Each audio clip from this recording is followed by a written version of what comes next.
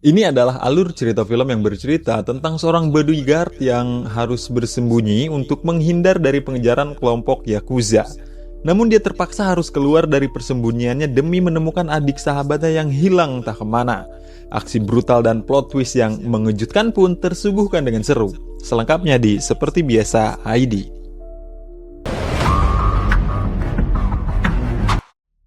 Dua wanita penghibur bernama Susie dan April terlihat sedang berdiri jenuh menunggu pelanggannya di pinggir jalan. Ini adalah Kiani, pelanggan yang dari tadi ditunggu oleh Susie dan April.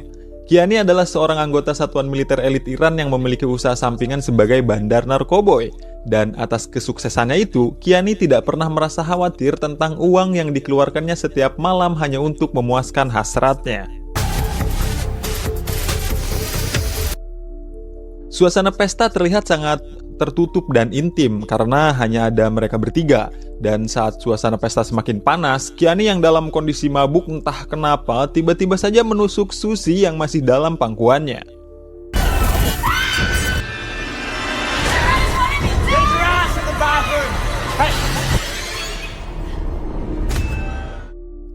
Beberapa waktu berselang kita ditunjukkan seorang pria bernama Levi. Levi adalah seorang bodyguard yang saat ini sedang dalam persembunyian.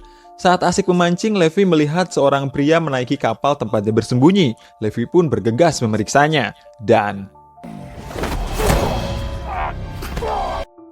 ya, rupanya pria itu adalah teman Levi ya. Maksud kedatangannya adalah untuk memberitahu bahwa kasus yang melibatkan dirinya masih belum menemui titik terang. Dan pria itu berharap agar Levi bisa lebih bersabar untuk keluar dari persembunyiannya. Levi sedikit protes dan heran bagaimana mungkin temannya itu merasa kesulitan untuk menemukan petunjuk atas kejahatan yang sudah jelas pelakunya. Namun si teman itu berkata bahwa pencariannya itu menjadi sulit karena setiap pencarian harus mengikuti protokol kepolisian. You of all people know that no one's supposed to know I'm here. Rupanya, kedatangan pria itu bukan hanya membawa kabar, melainkan memberi kesempatan kepada Marissa untuk berbicara dengan Levi. Levi sebenarnya merasa tidak nyaman atas kedatangan Marissa itu, bukan tanpa alasan. Ketidaknyamanannya itu dikarenakan seharusnya tidak ada seorang pun yang mengetahui tempat persembunyiannya selain rekan kerjanya. Dan tanpa banyak basa-basi, Marissa langsung meminta bantuan Levi untuk menemukan adiknya yaitu Susie yang sudah lama tidak terdengar kabarnya. Ini adalah Dean.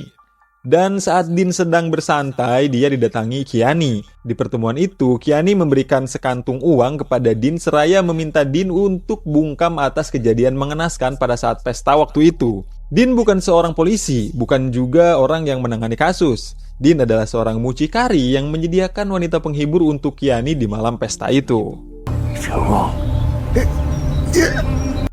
Malam harinya, saat Levi memandangi foto keluarga kecilnya, tiba-tiba saja dia teringat dengan nasihat rekan kerjanya. Seketika saja, Levi menelpon istrinya untuk memastikan bahwa kabar anak istrinya itu baik-baik saja. Di balik telepon, istri Levi berkata bahwa Levi tidak perlu mengkhawatirkan mereka, sebab mereka saat ini sedang dalam perlindungan kepolisian, yang artinya mereka aman dan baik-baik saja. Esok paginya, Levi mendatangi kantor Marissa. Setelah banyak pertimbangan dan membicarakannya dengan sang istri, Levi berkata bahwa dirinya bersedia membantu Marissa untuk menemukan Susie. Mendengar hal itu, Marissa merasa senang. Marissa pun kemudian memberikan sebuah petunjuk berupa foto Susie dengan temannya, April. But come on, I can't be putting myself out there. I'm only asking you to follow one lead. Find her, please. You're the only one I trust. Saat Levi mau keluar ruangan, Kiani berdiri di balik pintu. Marissa kemudian menyambutnya dan memberitahu Levi bahwa Kiani adalah pacarnya. Marissa juga memberitahu Kiani bahwa Levi adalah orang yang akan membantu Marissa untuk menemukan Susie. Mendengar hal itu, Kiani langsung bersikap waspada. I just told you.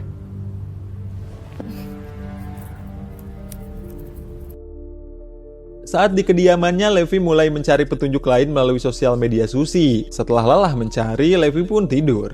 Dan dalam tidurnya itu, dia bermimpi.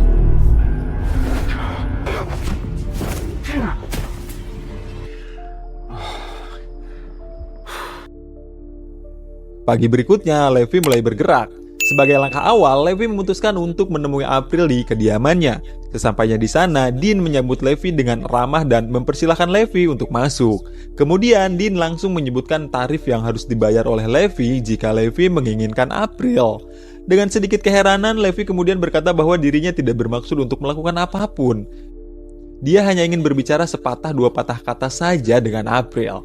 Namun Dean tetap kekeh Levi harus membayar. Dan saat Levi mulai menanyakan sesuatu tentang Susie, tiba-tiba saja Dean memberikan pukulan keras kepada Levi. Ya, setelah kejadian itu Levi langsung mengabari Marissa dan meminta Marissa untuk menghubungi polisi. Di situasi lain, Kiani datang menemui pelanggannya yang merupakan seorang yang memiliki relasi yang cukup luas. Sebut saja dia Takur. Di kesempatan itu, Kiani meminta Takur untuk menyelidiki Levi, mulai dari latar belakang, keluarga, dan orang-orang yang memiliki hubungan dengan Levi.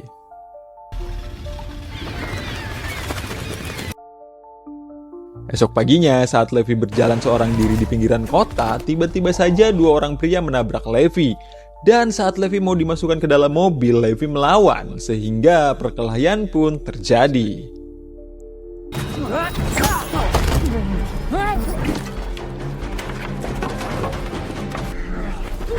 What do you want?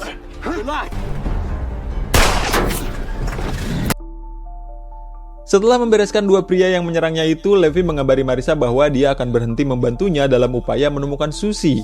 Hal itu harus Levi lakukan karena Levi merasa situasi ke depan mungkin akan lebih berbahaya dan bisa saja mengancam keselamatan anak dan istrinya. Kemudian Marissa menanggapi niat Levi itu. Alih-alih memaksa Levi untuk tetap membantunya, Marissa malah berkata dengan tegas bahwa Levi tidak bisa diam dan menunggu. Levi harus bergerak untuk menemukan orang yang membuatnya terkurung dan terpisah dari anak dan istrinya. You can do that.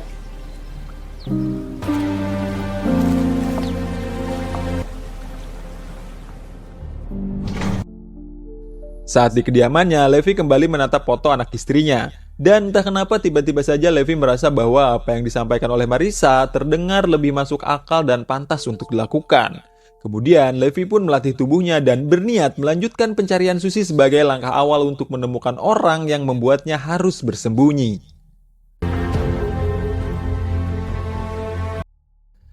Malam harinya, Levi menggunakan nama samaran untuk menghubungi Dean dan meminta April untuk menemaninya di sebuah hotel.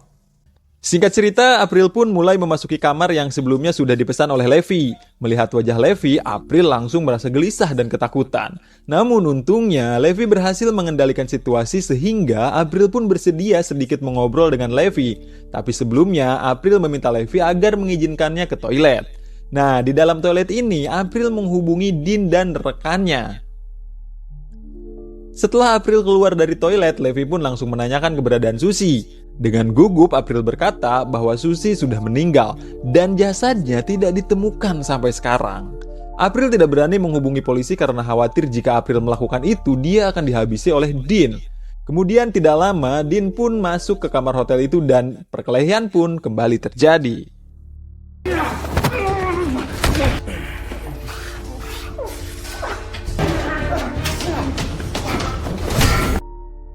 Setelah berhasil mendapatkan informasi dari April, Levi bergegas pergi dari hotel itu menggunakan taksi. Selama perjalanan, Levi memimpikan sebuah kejadian yang dimana pada saat itu Levi gagal menjalankan misinya sebagai bodyguard yang menjaga kliennya yang berkewarganegaraan Jepang.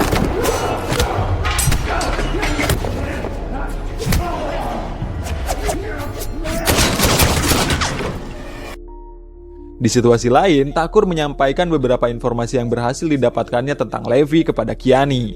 Takur kemudian memberikan Kiani sebuah kartu nama yang berhubungan dengan Levi. Nah, malam harinya, setelah Levi menghubungi kontak yang terdapat dalam kartu nama itu, dua orang Jepang datang menemui Levi. Dan rupanya dua orang Jepang itu merupakan anggota kelompok Yakuza. Di pertemuan itu, Kiani menawarkan sebuah kesepakatan yang dimana Levi akan memberikan apa yang diinginkan oleh kelompok Yakuza itu, yaitu Levi. Dan sebagai gantinya, Yakuza harus membeli barang haram dari Kiani. Rupanya pertemuan itu menjadi blunder bagi Kiani. Alih-alih menyetujui kesepakatan, kelompok Yakuza malah mengancam akan menghubungi pimpinan Kiani dan memberitahu bahwa Kiani menjadi salah satu bandar barang haram terbesar. Alhasil, Kiani pun terjebak dalam rencananya sendiri.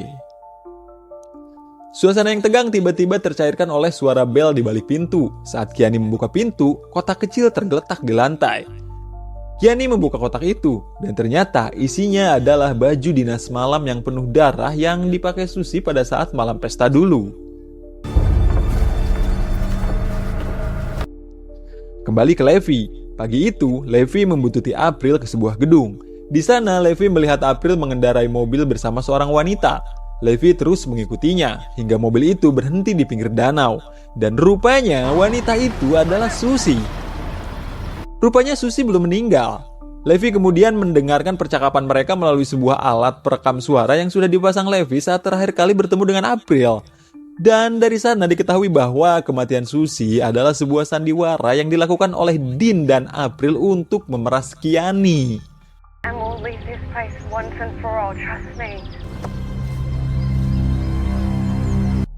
Sore harinya, saat Dean sedang bersantai, tiba-tiba bel rumahnya berbunyi. Dean kemudian membuka pintu rumahnya, dan... Ya, tidak lama setelah itu, April tiba di rumah Dean setelah pertemuannya dengan Suzy. Dan betapa terkejutnya April melihat Kiani yang sudah ada di kamarnya.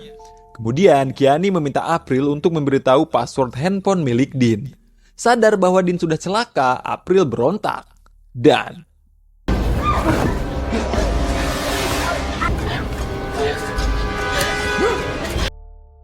Di situasi lain, Levi menemui Suzy di sebuah kafe.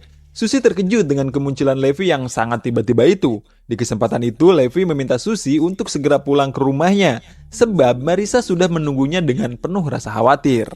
Suzy menolak. Namun setelah Levi menunjukkan rekaman percakapannya dengan April, Suzy pun bersedia untuk pulang. Dengan syarat sebelum pulang, Suzy ingin menemui April. Ya, meskipun gak dijelasin di filmnya, tapi kayaknya gue paham nih kenapa Suzy minta ketemu April dulu sebelum pulang ya. Mungkin buat ngasih tahu kalau kebohongan mereka tuh udah kebongkar gitu ya. Oke, lanjut. Levi pun menyetujuinya. Kemudian, Levi mengabari Marissa bahwa dia sudah menemukan Suzy dan berjanji akan mempertemukan mereka setelah Suzy menemui April di kediaman Dean. Yeah, of course, of course. Saat tiba di rumah Dean, Suzy tidak menemukan adanya tanda-tanda keberadaan April. Dan setelah memeriksa seisi ruangan, April dan Dean ditemukan sudah tidak bernyawa. Situasi semakin panas. Dan sebelum meninggalkan rumah Dean, Levi menyempatkan diri mengambil kartu memori milik Dean yang terpasang di kamera tersembunyi.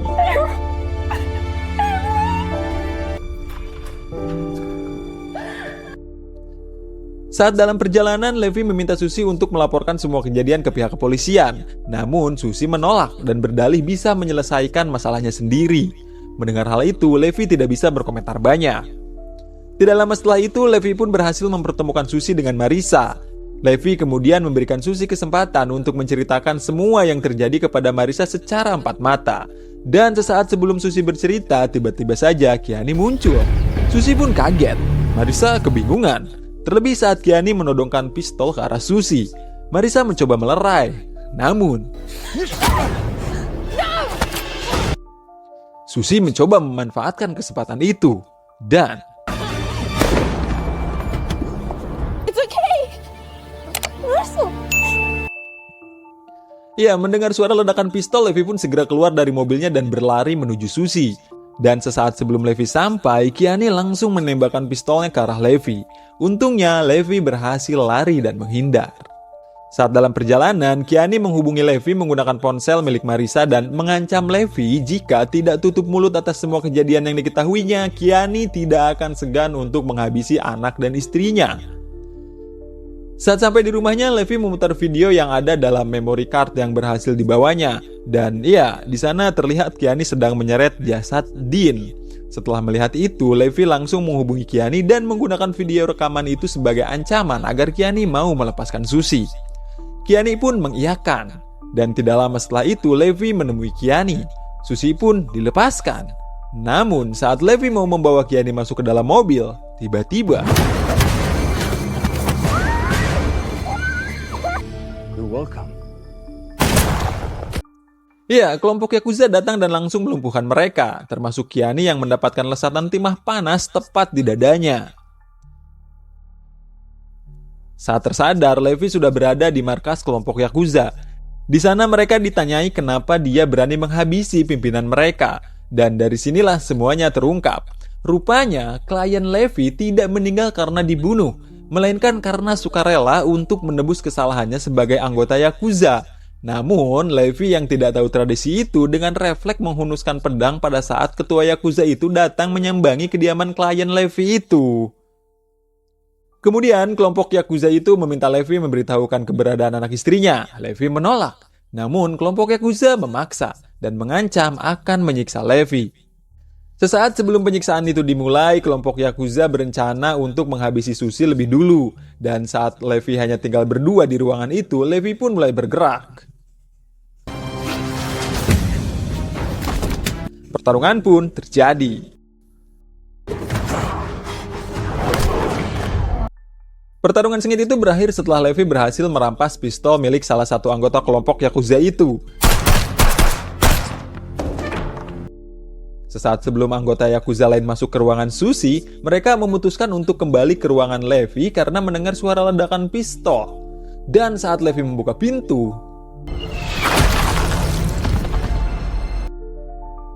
ya, itu Kiani. Dia masih hidup. Rupanya tembakan di dadanya beberapa jam lalu tidak sengaja tertahan oleh kalung yang dipakainya. Dan setelah itu, baku tembak pun terjadi. Ya, meskipun hanya Kiani dan Levi, namun mereka berhasil memberikan perlawanan yang cukup heroik ya, sehingga bisa menghabisi kelompok Yakuza itu satu persatu. Setelah menghabisi beberapa anggota Yakuza itu, Levi pun berhasil menemui Sushi. Thank you. Dan saat Levi membawa Sushi keluar, di situasi lain, Kiani juga tampak cukup tangguh.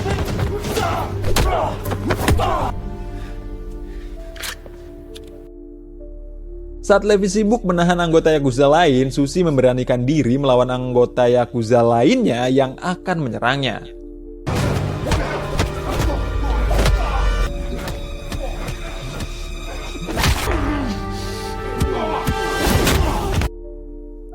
Di sisi lain, Kiani pun masih bertarung dengan cukup sengit.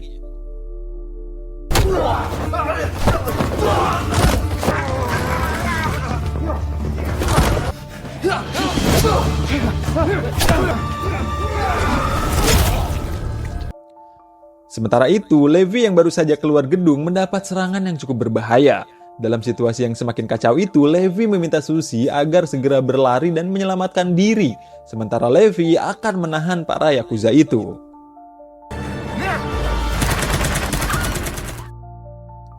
Di sisi lain, Kiani yang udah mulai agak santai didatangi 3 anggota Yakuza lain.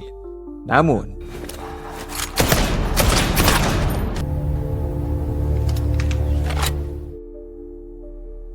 di sisi lain, di saat Levi mencari jalan lain untuk keluar, dia bertemu dengan ketua geng Yakuza yang sudah sangat ingin menghabisi Levi.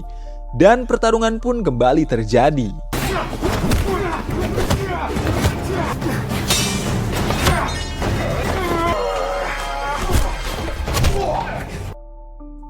Ya, meskipun Levi mendapatkan luka tusuk di pundaknya, Levi masih bisa melawan dengan cukup sengit ya. Hingga pada akhirnya,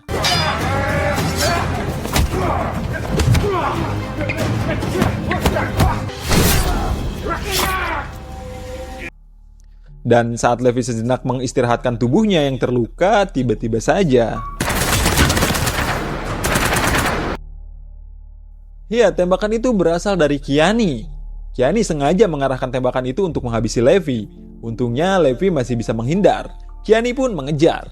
Dan lagi-lagi, pertarungan sengit pun kembali terjadi.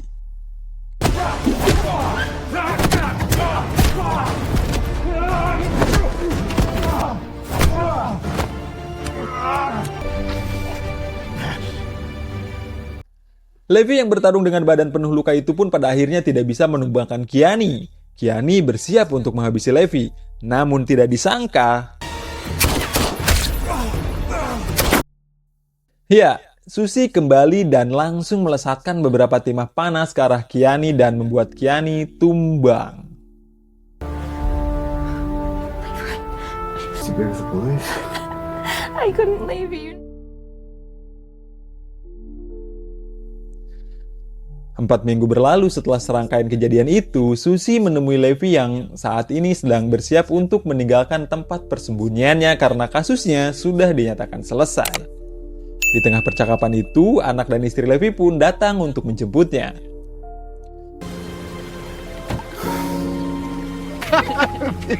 Film pun selesai. Tamat. Ya, itu ya. Alur cerita film Unseen Enemy. Sebuah film yang ngasih kita pelajaran bahwa berani menghadapi setiap masalah yang terjadi adalah satu-satunya cara untuk menyelesaikan masalah. Selain itu, film ini juga ngasih tahu kita bahwa harta yang paling berharga adalah keluarga. Oke, segitu dulu alur cerita film yang bisa gue suguhkan kali ini. Jangan lupa like, comment, share, dan subscribe channel seperti biasa ID. Gue Narabias, kita ketemu lagi di video selanjutnya.